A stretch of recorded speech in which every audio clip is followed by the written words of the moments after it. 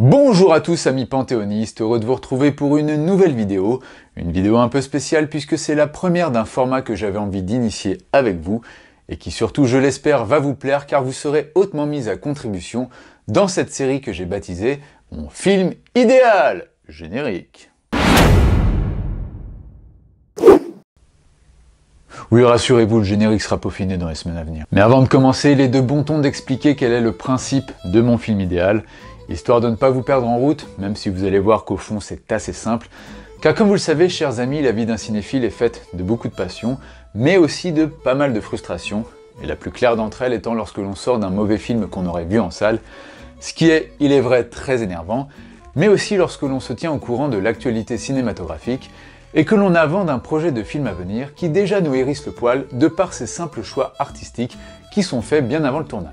Et c'est d'autant plus vrai lorsque le film en question est adapté d'un matériau très connu, que ce soit un roman, que ce soit un jeu vidéo, que ce soit une bande dessinée ou un manga, voire le remake d'un autre film, on part déjà tous avec une idée préconçue du film qu'on aimerait voir en salle, mais qui se retrouve confronté au choix des producteurs, que ce soit pour un acteur jouant tel ou tel rôle, ou bien du réalisateur qui va mettre en scène le bousin. Et c'est un peu comme au foot, on aime bien souvent se mettre dans la peau du sélectionneur en gueulant derrière notre télé. Ah, mais pourquoi il a pris ce joueur, et pourquoi il a pas pris celui-là, et s'il avait mis machin à la place de lui, eh ben ça serait mieux, et pourquoi il joue en 4-3-3 au lieu du 4-4-2, et pourquoi t'as fait rentrer Aloudiara en finale, espèce de sombre con. Et c'est exactement ce que je vous propose avec cette série de vidéos, se mettre dans le costume d'un producteur, et en partant d'un objet artistique très connu, imaginez quel serait mon film idéal, votre film idéal que vous pourrez écrire dans la partie commentaires, où vous pourrez également me juger, me dire si j'ai fait du bon travail, ou si je peux directement traverser la rue pour aller chercher un autre boulot. Et pour commencer, quoi de mieux que d'adapter les aventures d'un très célèbre héros de bande dessinée, que tout le monde connaît. Si je vous dis Petit Rouquin qui est souvent accompagné d'un vieux ronchon qui grogne, vous me dites ? Ah non, non, non, non, non, non, pas eux, surtout pas eux. Je veux bien sûr parler des aventures de Tintin, le célèbre reporter créé par Hergé. Alors pourquoi lui, me demanderez-vous? Pour une raison qui est toute simple, hein. Tintin est une icône, il fait partie intégrante de la culture française. Même si je sais qu'il est belge, c'est bon, calmez-vous les Belges, commencez pas à vous énerver. Enfin, je veux dire, si vous acceptez que le monde entier croit que les frites sont françaises, vous allez bien faire un effort avec Tintin quand même. Ah, vous l'acceptez pas en fait? Ah, oh, pardon. Mais surtout parce que ça faisait suite à une rumeur que vous avez peut-être entendue ou vue sur la toile ces derniers mois, et qui faisait mention d'un projet d'adaptation de Tintin, mais tenez-vous bien, en français, et réalisé par Patrice Lecomte, ce qui n'est pas rien. Et c'est vrai que d'imaginer Tintin en France, ça laissait place à beaucoup de sentiments, de l'inquiétude tout d'abord, parce que il est vrai que ces derniers temps, les adaptations de bande dessinée françaises, ça n'a pas toujours été du meilleur cru, mais il y avait quand même un côté un peu alléchant puisque ça aurait fait suite à la mythique série animée des années 90, avec laquelle on a quasiment tous grandi, et des deux films faits en prise de vue réelle, qui datent d'il y a bien plus longtemps maintenant, Tintin et le mystère de la Toison d'Or et Tintin et les Oranges Bleues, qui sans être déshonorants sont quand même assez dispensables. Et ça aurait remplacé la suite du Secret de la Licorne, réalisé par Spielberg, que normalement devait mettre en scène Peter Jackson, mais faut reconnaître que on l'attend toujours la coquine, hein. Oui, je sais que j'ai pas de montre à ce poignet, faites pas chier. Et finalement, la rumeur d'un Tintin français a été très vite démentie, mais c'est pas grave, on va se rattraper en faisant notre film idéal de Tintin, en commençant par la partie acteur et en terminant par la partie technicien. Mais deux petits points avant de commencer qui précisent sur quoi je me suis basé pour le choix des acteurs. Premier point, la ressemblance physique avec les personnages me paraissait essentielle, voire capitale. Mais second point, il me paraissait aussi important de s'affranchir un maximum de la série animée des années 90, qui est certes mythique, ça je n'en disconviens pas, mais qui, il est vrai, avait aussi imposé une manière d'être pour les personnages. Elle leur avait imposé un phrasé, une diction, une gestuelle, une attitude, une voix, qui est souvent très identifiable. Donc voilà, si je veux quelque part avoir ma patte personnelle et conserver une certaine identité, il faut que je sois le moins possible sous influence. Donc même si ça reste des souvenirs d'enfance absolument merveilleux, je mets de côté la série animée pour le moment, et nous pouvons commencer, chers amis, mon film idéal de Tintin, avec le premier personnage. Non mais dis donc, vous pensiez pas que j'allais commencer par l'autre morpion là? Eh non, le but de la vidéo c'est aussi de faire un peu monter la sauce et de garder le meilleur pour la fin. Et comme ça je vous garde peut-être avec moi, j'espère. Mais on va commencer par les principaux personnages de Tintin. Pas tous évidemment, parce que les personnages dans Tintin c'est un peu comme les maladies vénériennes au Moyen-Âge. Il y en a une tripatouillée que ce serait impossible de tous les compter, alors commençons par ce brave Nestor. Nestor, le domestique dévoué du château de Moulinsart, que l'on découvre tout d'abord en tant que méchant, c'est assez rare pour être signalé, mais c'est vrai que dans Le Secret de la Licorne, il est au service des maléfiques frères Loiseau, mais une fois que ces derniers ont été arrêtés par Tintin et Haddock, le brave Nestor décide de changer son fusil d'épaule en se disant « Ah bah tout compte fait, ils ont l'air sympas ces deux-là, je veux bien bosser pour eux finalement. Ah, la fidélité chez les domestiques, c'est plus que c'était ma bonne dame. » Et d'ailleurs, une anecdote qui est assez sympa à ce sujet, et je constate que très peu de tintinophiles en parlent finalement, mais il n'y a dans aucun album de Tintin une scène qui montrerait, voire même qui évoquerait l'idée que Nestor ait été finalement embauché par Haddock au moment où il rachète le château avec Trifon. On aurait pu se dire que c'était logique, mais je regrette, une fois que les frères Loiseau sont au Newf, bah, Nestor, techniquement, il est au chômage. Il va pas entretenir un château vide, ça n'a pas de sens. Et finalement, on le retrouve comme ça, tout penaud, dans les 7 boules de cristal, comme si ça allait de soi, comme si ça coulait de source que Haddock ait décidé de le choisir lui plutôt qu'un autre. Bah oui, il aurait pu très bien embaucher un autre mec, un de ses potes ou un pote de Trifon par exemple. Ça va, on sait comment ça fonctionne les pistons. Donc voilà, c'était une petite histoire sur Nestor, qui j'espère vous a plu, et qui surtout moi m'a permis de meubler parce que je vous avoue que j'ai pas grand chose à dire sur le personnage non plus. Faut être honnête, Nestor c'est le domestique, c'est le majordome, ça va pas chercher plus loin, même si je reconnais que, au fil des albums, Hergé lui a concocté quelques petits gags visuels bien trouvés, ce qui veut dire que le personnage a un potentiel comique qu'il ne faudra pas négliger au moment du choix de l'acteur, mais ce qu'on retient d'abord et avant tout de Nestor, c'est la droiture, c'est la prestance, et c'est ce côté serviteur dévoué jusqu'au bout. Donc la question que vous vous posez tous, chers amis, quel acteur ai-je choisi pour incarner le rôle? Attention, roulement de tambour.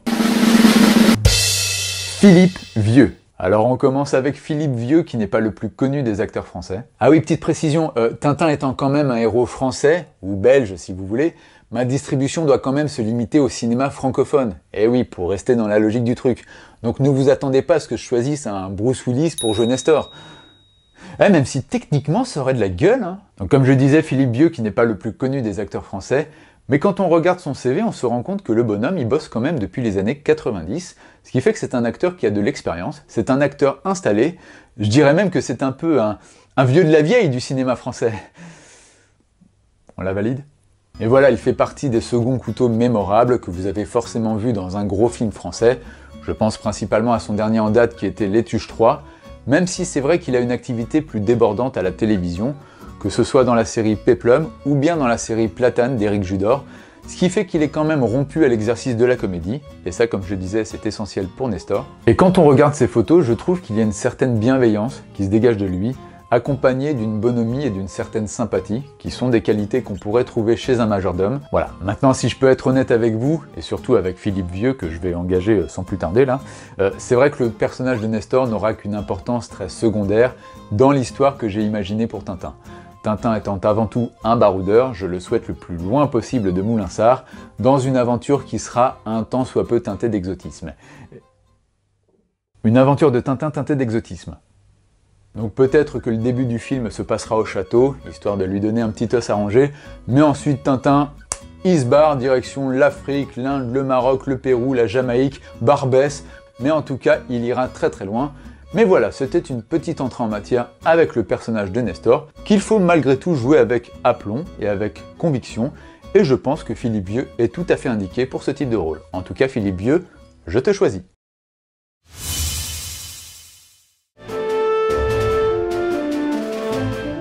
Et on passe sans plus tarder au personnage féminin le plus emblématique de l'univers de Tintin. Vous me direz, des personnages féminins dans Tintin, c'est pas ce qu'on trouve à tous les coins de rue. Et c'est pour ça que c'est génial, Tintin. D'accord, c'est bon, elle est pour moi. Je l'ai commandée, la soupe miso, donc allez-y, faites-vous plaisir. Ah là là,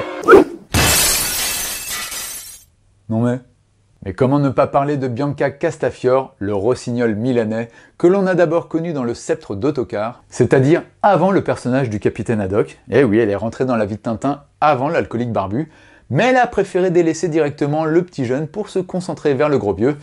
Eh oui, c'est de ta faute Tintin, t'avais eu ta chance pourtant. Mais Bianca, c'est évidemment la diva, c'est ce monstre d'opéra qui est capable d'électriser une foule à elle toute seule, et c'est vrai qu'au moment où la rumeur du Tintin français était sortie, beaucoup espéraient voir Marianne James en tant que Castafiore. Et c'est vrai que ça aurait été logique puisque Marianne James, on le sait, a été jurée pour la nouvelle star, donc ça veut dire que l'exercice du chant, elle connaît, Mais elle a d'abord été avant tout actrice et elle a commencé en faisant des spectacles de music-hall, donc c'est vrai que le choix aurait pu être tout indiqué, mais ce n'est pas celui que j'ai fait. Qui d'autre à la place, me demanderez-vous? Attention, Catherine Jacob. Alors avec Catherine Jacob, c'est vrai qu'on monte un peu en notoriété, puisque ce n'est pas faire injure à Philippe Vieux que de dire qu'elle est quand même plus connue que lui. Et c'est vrai que Catherine Jacob, c'est une actrice très importante du paysage français, qui a principalement connu son point d'orgue dans les années 90, lorsqu'elle a joué dans des gros films à succès. On pense principalement aux films d'Étienne Châtilliez, notamment Tati Daniel, ou La vie est un long fleuve tranquille, mais également un film que j'adore, moi, qui est 9 mois, où elle forme un duo absolument délicieux avec Daniel Russo. Et c'est vrai que ce qu'on voit de prime abord chez Catherine Jacob, c'est un peu ce côté diva qui ressort, qu'on peut retrouver parfois quand elle est sur des plateaux de télé. Et ce qu'il faut savoir, c'est que Catherine Jacob a joué beaucoup de femmes fortes, de femmes à poigne qui ne s'en laissent pas compter.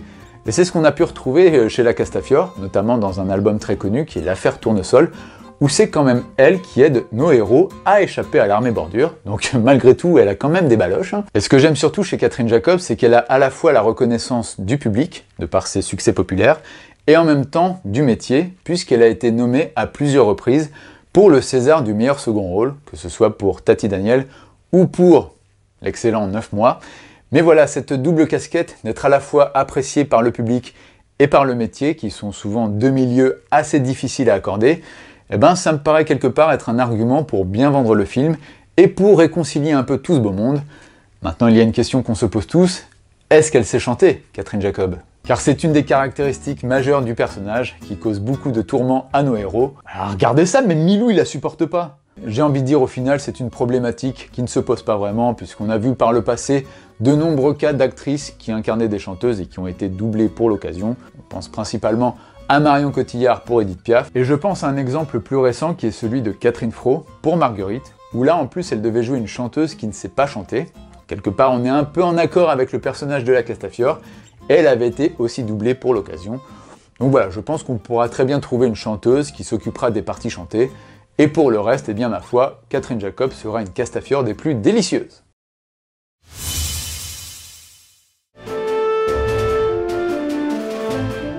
Et on passe à notre duo mythique de policiers, Dupont avec un T et Dupont avec un D, que l'on a d'abord découvert dans Tintin au Congo, où ils faisaient une micro-apparition, même si au final on les a réellement découverts avec Les Cigares du Pharaon, où l'on a bien compris que l'histoire entre Tintin et les Dupont allait être des plus contrastées. Car il est vrai que par moments on les a découverts comme réels adjuvants à Tintin, que ce soit dans le Pays de l'Or Noir ou dans le Temple du Soleil, mais parfois ils peuvent agir comme de véritables connards, hein. Souvenez-vous l'Île Noire, où sur la simple base d'une accusation, ils n'hésitent pas à passer les menottes à Tintin, comme ça, tranquille, vive l'amitié. Mais ça reste malgré tout des personnages mythiques qui nous auront offert des milliers d'heures de rire.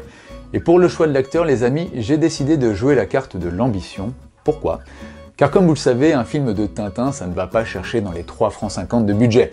Il va falloir mettre le paquet, que ce soit dans les scènes d'action, les scènes de poursuite, les décors, voire même les frais de déplacement, quand on ira tourner au loin, mais aussi les effets spéciaux. Car pour les Dupont, je ne veux pas de deux acteurs qui incarneront l'un et l'autre, je souhaite un acteur qui devra tenir les deux rôles sur ses épaules dans un processus de dédoublement qu'on a pu voir dans des films cultes, que ce soit The Social Network ou encore Les Visiteurs. Si. Donc il va falloir un acteur capable de jouer des jumeaux, car rappelons-le, les Dupont sont d'abord et avant tout des jumeaux. Et ce ne sera pas Gérard Jugnot, hein, que j'ai souvent vu passer ici et là sur la toile. Même si j'adore Gérard Jugnot, c'est un acteur génial, et notamment à cause de son apparence et du côté petite moustache débronzée, mais pour moi, Gérard Jugnot, ça reste Pinot simple flic, c'est-à-dire le petit flicaillon qui va s'occuper des affaires du quotidien. Et on a beau s'en moquer, mais les Dupont sont quand même à chaque fois appelés pour des affaires de la plus haute importance, comme protéger le site du lancement de la fusée dans Objectif Lune, ou bien retrouver le sceptre d'autocar dans le sceptre d'autocar. Voilà, même si Gérard Jugnot, ça aurait pu éventuellement marcher il fut un temps, aujourd'hui, je préfère prendre un autre acteur pour ce rôle, pour ce double rôle, qui donc, attention, François-Xavier Demaison. Et oui, moi je fais confiance à François-Xavier Demaison pour incarner ce double rôle des Dupont.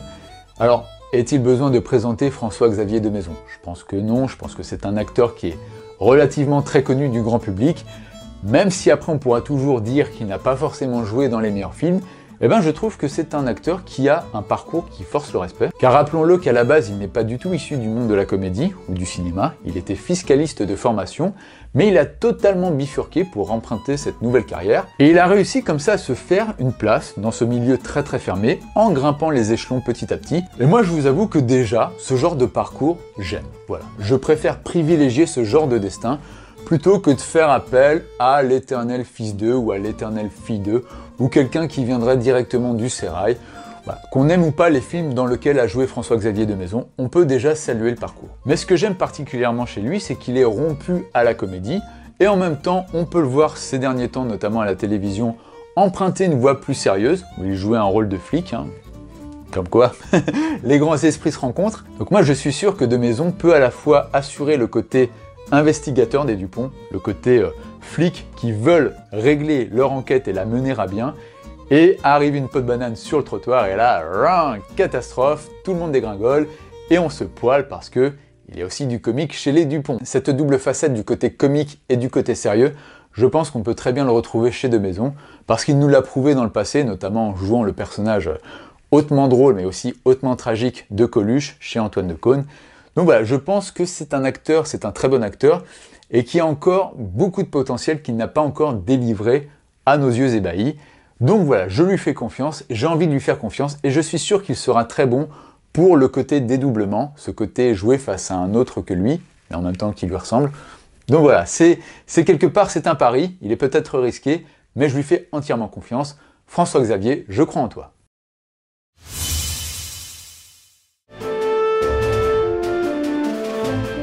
Et on passe au plus beau d'entre tous, au magnifique, au tombeur de ces dames, Trifon Tournesol, que l'on a d'abord découvert dans Le Trésor de Rackham le Rouge.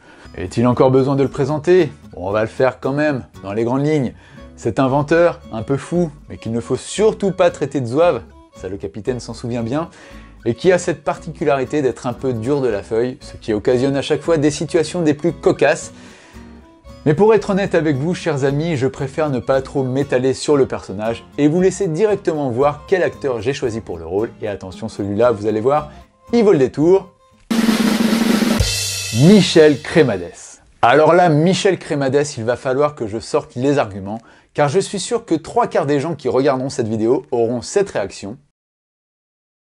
Et je suis sûr que le quart restant sera déjà en train de taper son nom sur Google premier, mais vous allez voir finalement que le choix coulait vraiment de source. D'ailleurs, remettons-nous sa photo pour voir. Maintenant que vous avez plus de temps pour la regarder, vous vous dites forcément « Ah, mais oui, bien sûr, lui que j'ai déjà vu des dizaines et des dizaines de fois !» Car oui, Michel Crémades, c'est d'abord et avant tout un physique, et je dirais même plus, c'est LE physique parfait pour incarner Trifon Tournesol. Quand on met les deux photos côte à côte, je pourrais même m'arrêter là, quoi. Alors vous allez me dire, est-ce que le physique fait tout dans cette affaire? Bien sûr que non. Mais avec Michel Crémades, c'est quelque part une façon pour moi de rendre hommage à toutes ces figures dites un peu de l'ombre qui font pourtant tout le charme du cinéma français. Qui sont ni les seconds couteaux, ni les troisièmes couteaux, mais voire parfois même les quatrièmes couteaux. Mais ce que j'adore avec Michel Crémades, c'est qu'à chacune de ses apparitions, il rend la scène absolument mémorable. Et je pense que le grand public se souvient d'abord de lui dans Les Visiteurs 2, où il incarnait le troubadour qui anime le mariage de la fille de Godefroy, qui en fait est la fille d'Hubert, mais comme Hubert n'est plus là, en fait, Godefroy se fait presque passer pour Hubert, alors qu'on l'a pris pour... Bon, c'est un bordel ce film. Mais il y en avait tellement d'autres, et on aurait pu citer au choix son apparition dans Le Boulet, qui moi me fait toujours autant rire, même si elle est très courte, ou bien le fait qu'il a eu quand même le privilège de jouer 2 rôles différents dans 2 films Astérix. Il jouait Triple Patte dans le Astérix de Chabat, et il jouait le voleur de charrette dans Astérix au service de Sa Majesté, et on lui pardonne. Et quelque part avec Michel Crémades, eh bien j'ai envie de me rappeler au bon souvenir du cinéma français d'il y a longtemps, celui des gueules, celui des tronches burinées, que ce soit Bernard Blier ou bien Francis Blanche. Voilà, Michel Crémades incarne quelque part une tradition que j'ai envie de continuer à faire perdurer. Et je vous imagine d'emblée un peu inquiet derrière votre écran. Vous allez sans doute me rétorquer qu'il s'agit d'un rôle un peu trop grand pour ses frêles épaules. Eh bien moi je vous réponds que non. Moi je vous dis que j'ai toute confiance en Michel Crémades, car comme je le disais, à chacune de ses apparitions, même si c'est pour un temps minime, eh bien ça marque la rétine, ça marque les esprits, c'est à chaque fois mémorable, et moi je suis certain du talent de Michel Crémades pour tenir un rôle comme ça, comme celui de Tournesol sur toute la durée d'un long métrage, et de lui donner surtout une vraie personnalité, en plus du physique qui colle parfaitement. Donc voilà, faites-moi confiance sur ce coup-là, moi je crois en Michel Cremades.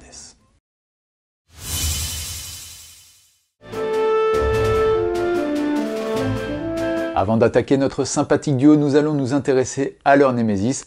Alors c'est vrai que niveau méchant dans Tintin, il y avait de quoi faire, on aurait pu s'intéresser au Dr Muller, à Alan Thompson, au colonel Spons, ou bien à Jürgen. Mais évidemment, le boss final, ça restera pour toujours Rastapopoulos, que l'on rencontre dans 4 albums, et que l'on découvre tout d'abord en tant que producteur de cinéma, ce qui est assez fameux ma foi, même si on découvrira plus tard qu'il est en fait à la tête d'un gigantesque trafic d'opium.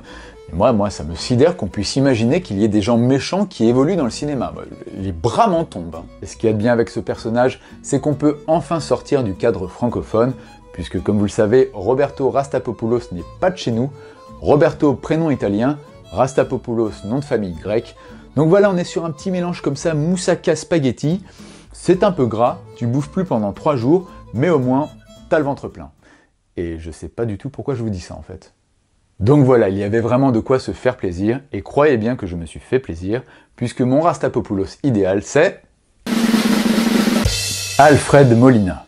Alors avec Alfred Molina, là on passe tout de suite un cran au-dessus les amis, puisque est-il besoin de le présenter? On va quand même le faire. Alfred Molina, c'est un brillant acteur qui est dans le sérail hollywoodien depuis maintenant tellement longtemps, car rappelez-vous que nous l'avons d'abord découvert dans Indiana Jones, pour la plupart d'entre nous.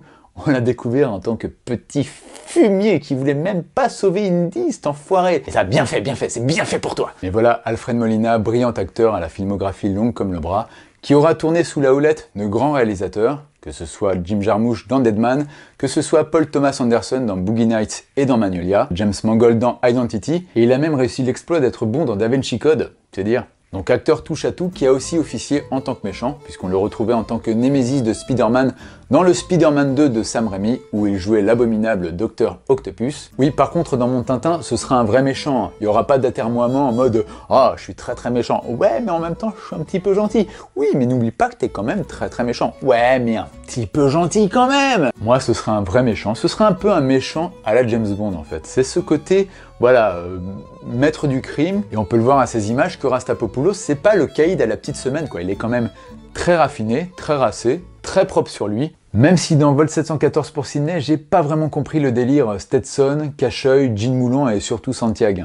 Surtout que t'es pas foutu d'écraser une araignée avec ça. Donc voilà, Alfred Molina, c'est un acteur que j'adore, que je trouve à la fois très classe et très charismatique, et m'est avis qu'on n'a pas fini d'entendre parler de lui en tant que méchant.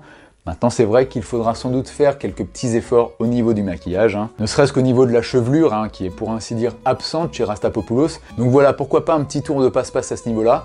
Et aussi, qui sait, renforcer un peu, lui donner un aspect plus méchant, pourquoi pas un plus gros nez, des plus gros joues, enfin voilà. Tout ce qui fait l'attrait d'un personnage de bande dessinée, même si on part quand même sur une sacrée base avec lui. Il faudra juste qu'il fasse quelques petits efforts pour apprendre le français, mais ça je l'en crois tout à fait capable. Mais en tout cas voilà, Alfred Molina c'était mon pari le plus audacieux pour Rastapopoulos. Et quelque part, j'ai envie de dire, avoir un acteur de sa trempe, ça permettra peut-être une bonne vente à l'international, puisque je suis sûr que tout le monde se précipitera pour le voir en tant que méchant dans Tintin. Ça, je vous en fiche mon billet.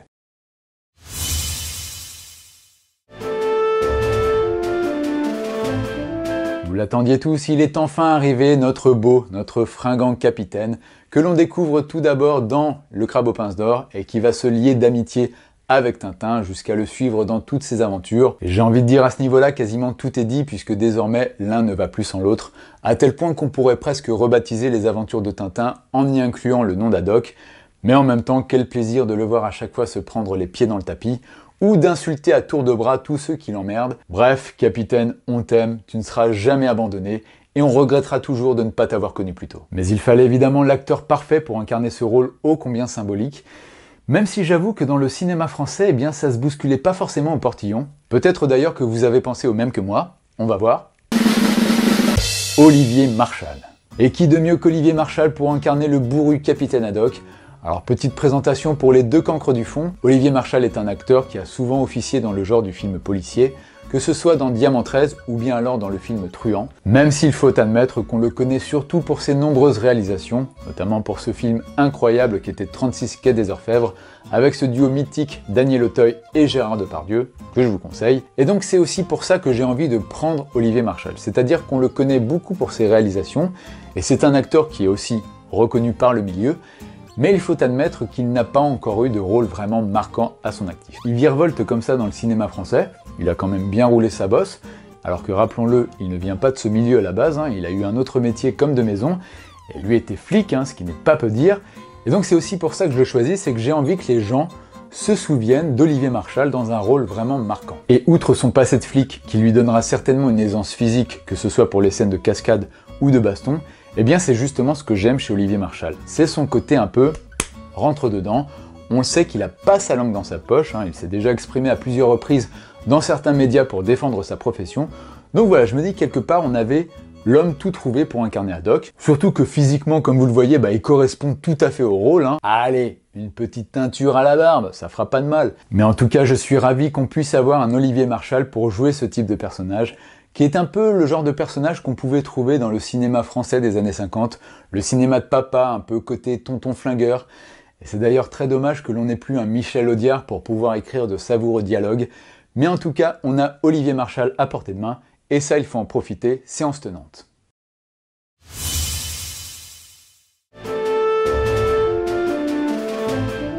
Et comment ne pas terminer par notre héros, celui avec qui on aura grandi, celui avec qui on aura ri, celui avec qui on aura pleuré, on aura passé tellement de bons moments avec Tintin, en tout bien tout honneur. Bref, quand on parle de Tintin, ce sont des milliers d'étoiles plein les yeux, qui encore aujourd'hui n'ont pas fini de s'illuminer, et c'est pourquoi je fais maintenant tapis devant vous, chers amis, puisque quel que soit le nom de l'acteur que je vais proposer pour le rôle, je sais qu'il suscitera de nombreux débats, mais allons-y, il faut bien se lancer un jour.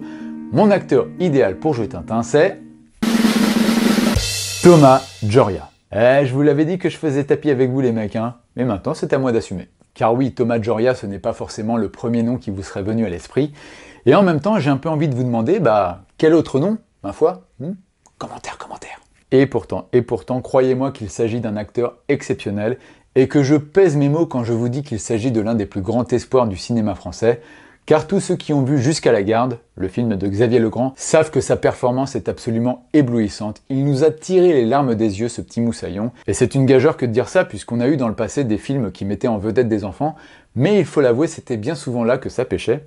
Bon, je suis fatigué, ça va. Et avec Thomas Joria, on avait enfin un enfant acteur qui était capable d'assumer un rôle dramatique, et ce de la première à la dernière seconde, allant jusqu'à obtenir une nomination bien méritée au César du meilleur espoir masculin. C'était en 2019, et le tout était de savoir s'il allait confirmer tout le bien que l'on pensait de lui, ou si au contraire il s'agissait d'un gigantesque feu de paille.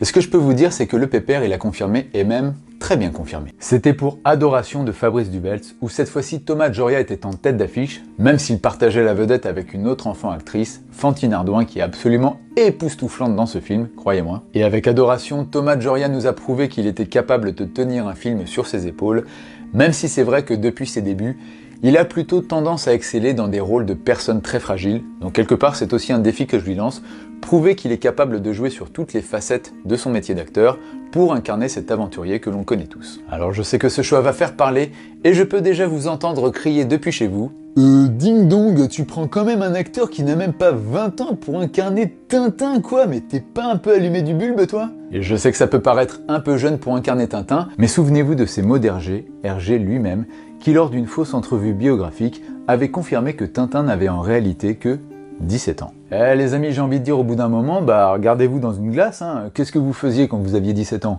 Eh bien vous passiez toute la journée à vous palucher sur Clara Morgan en jouant à FIFA. Et qu'est-ce que faisait Tintin quand il avait 17 ans lui? Il a combattu Al Capone, il a démantelé un trafic d'opium, il a déjoué un complot royal, il est allé sur la lune l'enfoiré. Remettez-vous un peu en question. Et finalement vous voyez que c'était un choix pas si bête que ça. Bon, peut-être qu'il faudra quelques petites séances de sport, histoire de gagner un peu en aplomb, en assurance et surtout en physique. Mais moi je fais confiance à Thomas Joria, je pense que ce sera un Tintin absolument parfait et j'ai envie que ce petit bonhomme devienne la future vedette du cinéma français et je crois que Tintin sera un rôle parfait pour ça. Et on en a fini avec notre distribution chers amis, on passe maintenant à la partie technicien qui devrait durer moins longtemps puisqu'on va principalement se focaliser sur les postes les plus importants. Sans faire offense aux autres, mais je ne crois pas qu'il soit primordial de savoir qui sera le preneur de son sur Tintin. On va se focaliser sur quelques petits postes clés, et notamment la musique avec la partie compositeur. Et c'est vrai qu'en termes de compositeur, on a déjà largement de quoi faire en France, on a un vivier de talent absolument extraordinaire, mais comme je suis assez feignant pour le coup, j'ai décidé de me reposer sur mes lauriers en faisant appel au cadre du milieu, j'ai nommé Alexandre Desplat. Alors Alexandre Desplat qui est une vraie sommité dans son métier et qui a fait ses débuts en créant le générique de Pif et Hercule. Eh ouais, c'était la petite info du jour, vous mourrez moins bête ce soir. Et évidemment, on ne compte plus toutes les nombreuses partitions qu'il a offertes au 7e art, dont ma préférée à titre personnel est celle de Lost Caution de Ang Lee. Mais il y en a tellement d'autres qu'il serait impossible de toutes les lister, et s'il fallait une preuve de plus de son talent, peut-être que ces 3 Césars et ces 2 Oscars, obtenus pour The Grand Budapest Hotel de Wes Anderson et pour La Forme de l'eau de Guillermo del Toro, achèveront de vous convaincre. Et ce que j'aime bien avec Alexandre Desplat, c'est qu'il a des sonorités très européennes, qui colleraient parfaitement selon moi avec l'ambiance un peu bucolique qu'on retrouve dans certains albums de Tintin, notamment dans les petits villages ou parfois dans des lieux un peu reculés. Je trouve que ça sonnerait bien, je pense qu'il est aussi capable de s'adapter au décor dans lequel se situe l'action, et j'ai surtout envie, et là c'est presque un défi que je lui propose, de nous offrir un thème absolument mémorable qui deviendra le nouveau thème récurrent de Tintin, après celui de la série animée, qu'on a tous en tête. Mais voilà, je sais que Alexandre Desplat, les thèmes, c'est pas forcément son domaine de prédilection, mais là je suis sûr qu'il nous fournira de l'excellent travail, et sans doute un meilleur travail que celui que nous a offert John Williams, qui est un compositeur que j'adore, mais c'est vrai que pour le Tintin de Spielberg, je trouve qu'il s'est pas vraiment foulé. Alors après la musique, on va passer à la partie scénario, où là je vais tenter l'expérience d'un triptyque, et ouais, c'est presque un pari que je me lance à moi-même, puisque je vais faire appel dans un premier temps au duo Grégoire Ludig, David Marsay. Alors inutile de présenter le truculent duo qui nous aura offert des milliers d'heures de rire avec leur palme à chaud, même si j'avoue que ce n'est pas forcément le palme à chaud que j'ai en tête au moment de faire appel à eux, mais bien plus le film où ils étaient en tête d'affiche, La folle histoire de Max et Léon, qui pour un premier film était une très bonne surprise, où on a pu voir disséminer ça et là quelques petits gags visuels bien sympas qui, ma foi, correspondraient parfaitement à l'univers de Tintin. Car il faut l'admettre, les gags de Tintin, ce sont d'abord et avant tout des gags visuels, ça ne repose pas du tout sur du jeu de mots à la Goscinny pour Astérix, ce sont des gags peau de banane, ça glisse, ça tombe, ça rentre dans les murs, ça se prend des poteaux, ça finit le cul par terre, et c'est ça qu'on aime. Et quand j'ai vu La folle histoire de Max et Léon, je me suis dit, ah, il y aurait peut-être quelque chose à faire avec leur écriture, qui pourrait, ma foi, concocter des gags assez sympathiques, mais comme ils sont quand même assez novices dans l'écriture de long métrage, je leur adjoins les services de Fabien Nury, qui est un réalisateur qui évolue principalement dans l'audiovisuel, puisqu'on lui doit les séries Guyane et Paris Police 1900, et sans doute la seule chose à sauver des Brigades du Tigre qui était son scénario, mais il ne faut pas oublier qu'il vient d'abord du monde de la bande dessinée, c'était un auteur de BD avant de bifurquer vers la télévision, donc voilà, je pense que sa connaissance des deux milieux, des deux écritures, pour suppléer David Marsay et Grégoire Ludig, ce serait absolument parfait, car je tiens à le dire, et ça c'est une petite précision que j'apporte, je veux une histoire originale. Je ne veux pas d'une adaptation, je ne veux pas qu'on se base sur un album qui existe, je veux du neuf. Et je pense que l'imagination et le talent d'écriture d'un Fabien Nury, mélangé avec l'univers un peu barré, un peu fantasque du duo Ludig-Marsay, eh bien ma foi ça peut donner un petit feu d'artifice assez sympa. Et comme chef d'orchestre pour mettre en scène cette jolie aventure, je choisis l'un de mes réalisateurs français préférés, Florent Emilio Siri. Alors Florent Emilio Siri qui est très aimé des fanas de films d'action, puisqu'on lui doit le percutant L'ennemi intime, et surtout le totalement dingue Nid Gap, qui est l'un des meilleurs films d'action français de tous les temps. Mais c'est vrai que je dois admettre que ces dernières années, il est un peu au creux de la vague, le pauvre, puisque hélas, Clo-Clo a été un succès, mais un succès tout relatif, et par la suite on lui doit le bien plus triste que drôle Pension complète, qui est un véritable naufrage à ce niveau, il faut l'avouer, et qui moi m'a surtout fait beaucoup de mal quand je l'ai vu en salle. L'avantage c'est qu'on n'était pas beaucoup dans la salle pour le voir, quelque part, l'honneur est sauf. Mais moi je n'ai pas abandonné Florent Siri, je crois en sa capacité de rebondir, il suffit qu'on lui trouve un projet d'envergure comme celui-là, et ma foi, je pense qu'il peut faire étalage de tout son talent, et Dieu sait qu'il en a. Et si vous voulez vous en convaincre, eh bien, allez voir ses films, et vous verrez que ce mec transpire le cinéma par tous les pores de la peau, même dans son film américain Otage, qui était une vraie claque à ce niveau-là, et qui reste l'un des meilleurs films faits par un Français à Hollywood. Mais moi, je ne veux pas que Florent Siri se barre à Hollywood, moi je veux qu'on le ramène chez nous, je veux qu'on le ramène dans notre giron, et qu'il ait enfin un succès populaire à se mettre sous la dent, pour qu'on le considère enfin comme ce qu'il est, c'est-à-dire un grand réalisateur. Et c'est sur ces belles paroles que s'achève notre vidéo, chers amis. J'espère en tout cas que ce nouveau format vous aura plu et que vous vous précipiterez en commentaire pour me proposer à votre tour votre film idéal de Tintin, que je lirai avec grande attention. En attendant, chers amis, je vous envoie un salut amical, je vous dis au prochain épisode de mon film idéal, car il y en aura d'autres, et n'oubliez pas que si l'émission est terminée, le cinéma ne s'arrête pas pour autant, alors profitez-en!